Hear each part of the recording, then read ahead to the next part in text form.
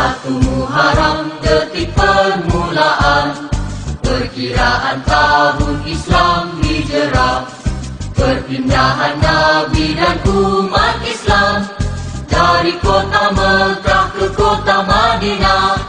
Atas keyakinan dan iman yang teguh, kaum muhajirin dan ansar bersatu, rela berkorban harta dan nyawa demi menegakkan Islam tercinta. Assalamualaikum warahmatullahi wabarakatuh. Alhamdulillahi rabbil alamin, wassalatu wassalamu ala sayyidina Muhammadin wa ala alihi wa sahbihi ajma'in, amma ba'du. Anak-anakku yang soleh dan solehah, siswa-siswi SDN Cipedak 05, pada hari ini kita bersama-sama merayakan dan menyambut tahun baru Islam 1 Muharram 1445 Hijriah. Anak-anak yang soleh dan solehah, yang sedang kalian saksikan adalah peringatan tahun baru Islam di tahun yang lalu, yaitu tahun 1444 Hijriah.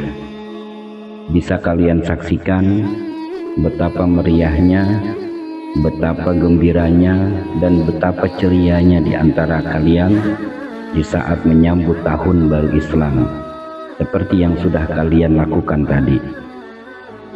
Pada saat ini Bapak akan menyampaikan beberapa hal terkait dengan tahun baru Islam yang disebut dengan tahun Hijriyah ataupun tahun hijrah. Hijrahnya Nabi kita Muhammad Sallallahu Alaihi Wasallam dari kota Mekah ke kota Madinah. Bagaimana kisahnya? Mari Bapak harap kalian bisa benar-benar menyimak, mendengarkan, dan mengikuti kisah yang akan Bapak sampaikan terkait hijrahnya Nabi kita Muhammad Sallallahu Alaihi Wasallam dari kota Mekah ke kota Madinah.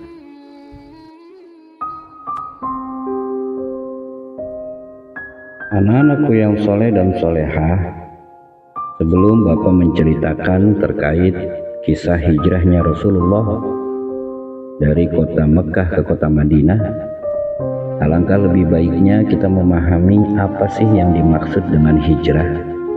Apa arti daripada hijrah itu?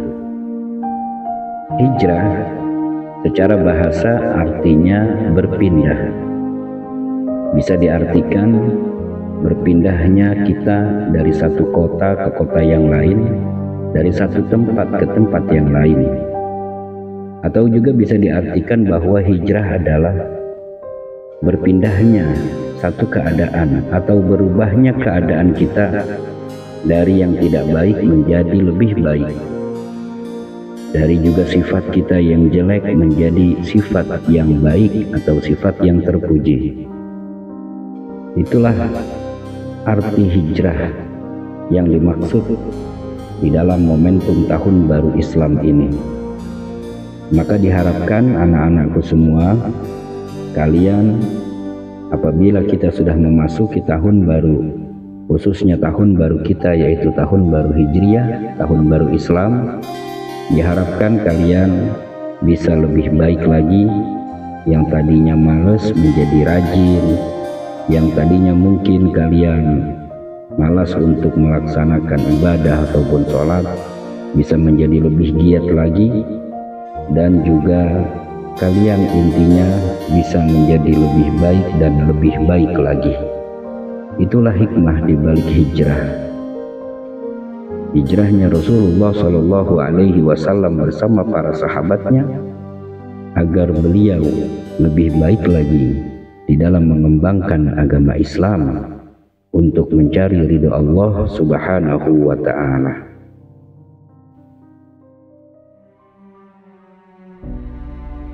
Marilah anak-anak sekalian, kita mulai kisah hijrah Nabi kita Muhammad Sallallahu Alaihi Wasallam.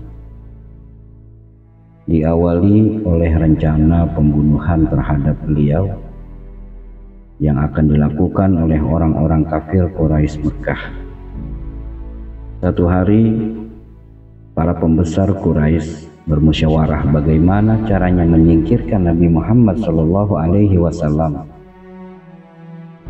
hingga akhirnya mereka sampai pada sebuah kesepakatan, yaitu untuk membunuh Nabi Muhammad SAW.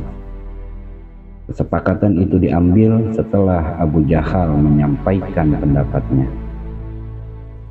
dengan cara setiap suku mengirimkan seorang pemuda yang gagah perkasa dan masing-masing dibekali sebilah pedang yang tajam. Kemudian mereka diperintahkan secara bersama-sama untuk membunuh Rasulullah SAW.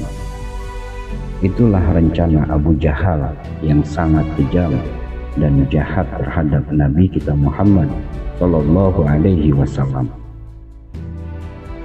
Ketika kesepakatan membunuh Rasulullah telah diambil, malaikat Jibril segera memberitahu tentang rencana mereka. Dia juga memberitahu bahwa Allah Subhanahu wa Ta'ala telah mengizinkannya untuk melakukan hijrah. Mendengar berita itu, Rasulullah SAW sangat gembira dan beliau segera menuju ke rumah Abu Bakar. Di siang hari yang terik, beliau berangkat menuju ke rumah Abu Bakar. Sesampainya di rumah Abu Bakar, Rasulullah SAW meminta kepadanya agar tidak ada seorang pun yang ada di sekitar beliau dan Abu Bakar, walaupun itu keluarganya Abu Bakar sendiri.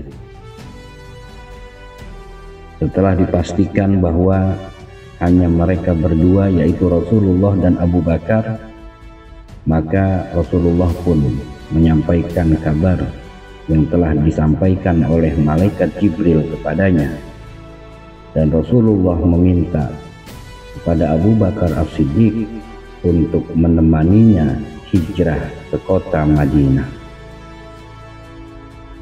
Pada saat yang sama, para pembesar Quraisy sudah bersiap-siap untuk melaksanakan rencana mereka, yaitu membunuh Nabi Muhammad SAW. Rencana sudah mereka susun di siang harinya secara matang. Mereka telah memilih 11 orang dari masing-masing suku yang menunaikan tugas tersebut. Dan tiba saatnya ketika malam mulai gelap, mereka bergerak dengan mengintai rumah Rasulullah SAW. Mereka berniat membunuh Rasulullah di saat beliau tidur. Mereka sangat yakin bahwa rencana yang disusun sangatlah matang dan pasti akan berhasil.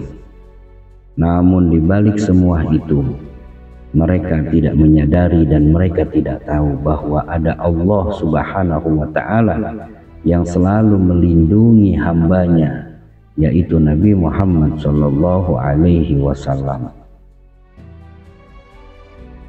Akhirnya orang-orang yang mengepung Rasulullah SAW pun merasa ngantuk dan mereka tertidur pulas, sehingga Rasulullah SAW dengan bebas dan leluasa meninggalkan mereka.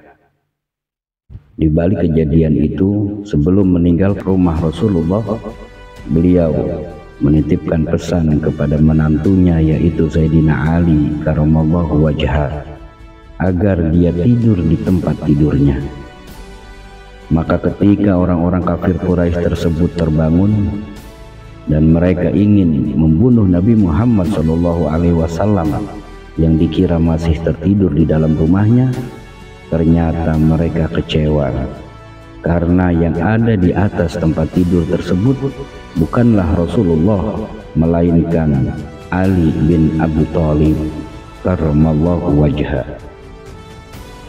Setelah mereka meyakini bahwa Nabi Muhammad tidak ada di tempat, mereka pun mencari ke sana ke sini, mencari ke setiap sudut, dan juga mereka memeriksa setiap rumah yang ada, yang bisa jadi bahwa Muhammad bersembunyi di dalamnya.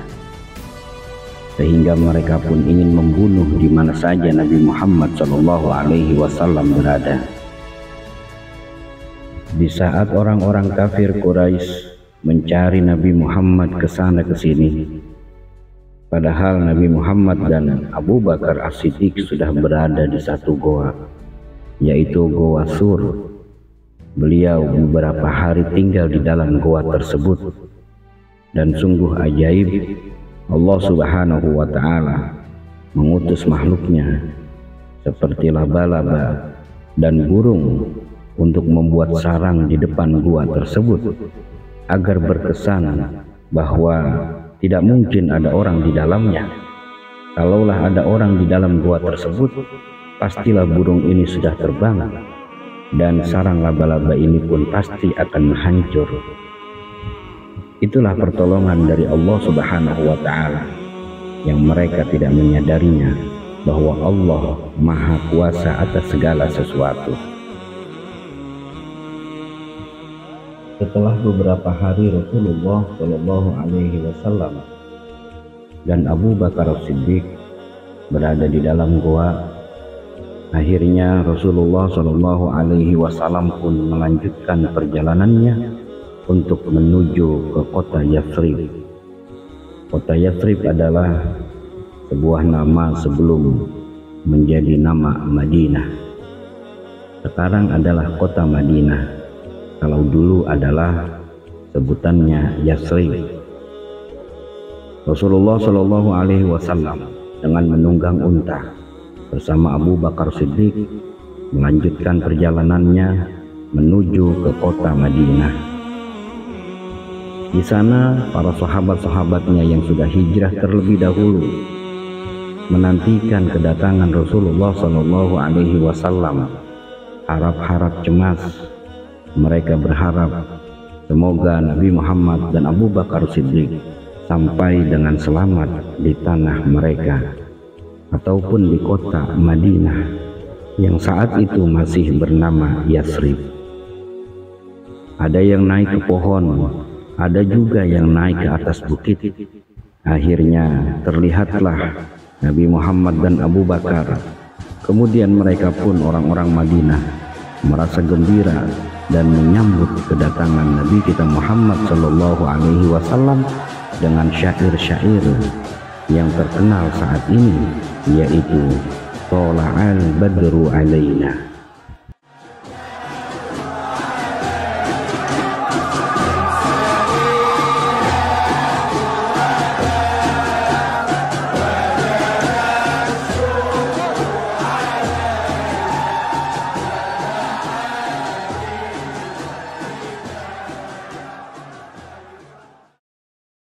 Demikianlah anak-anakku yang soleh dan solehah, kisah singkat perjalanan hijrah Nabi kita Muhammad Shallallahu Alaihi Wasallam, yang akhirnya beliau bisa sampai ke kota Madinah dengan selamat bersama Abu Bakar dan disambut oleh penduduk Madinah.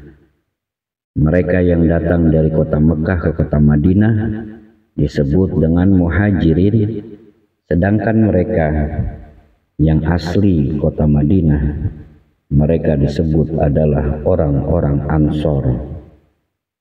Anak-anakku sekalian, mudah-mudahan kegiatan dalam rangka memeriahkan menyambut tahun baru Islam kali ini memberikan kesan yang baik untuk kita semua dan bisa mendapatkan pelajaran dan pembelajaran untuk kita dan kalian bisa menjadi lebih baik dan lebih baik lagi.